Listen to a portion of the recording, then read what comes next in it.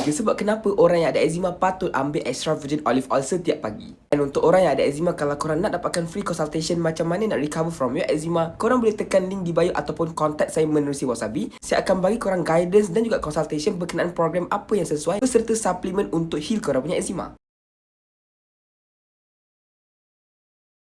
Dalam extra virgin olive oil, dia ada satu bahan yang kita panggil sebagai oleocanthal. Ini adalah bahan semula jadi yang dia punya kesan lebih kurang macam ibuprofen dekat hospital tapi tanpa kesan sampingan. Ambil satu sudut extra virgin olive oil setiap hari boleh membantu untuk kurangkan keradangan dalam badan. In the end boleh membantu untuk help eczema yang kronik. Sebab yang kedua, extra virgin olive oil membantu untuk repair skin barrier dari dalam. Extra virgin olive oil dia sangat kaya dengan vitamin E dan juga asid lemak yang boleh membantu untuk rebuild balik kita punya lipid barrier dekat kulit kita. Yang ketiga dan last sekali, extra virgin olive oil ni dia bagus sebab dia boleh guna luar dan juga dalam. Kita ada dua pilihan, antara kita makan terus extra virgin olive oil ataupun letak dekat nasi ataupun salad, atau pilihan yang kedua kita boleh ambil extra virgin olive oil sebagai natural moisturizer untuk melembabkan kulit kita. Itu adalah 3 sebab kenapa korang patut ambil extra virgin olive oil kalau korang tengah struggle untuk healing korang punya eczema. So far korang faham? Kalau faham boleh tekan button follow and see you guys in the next content, okay?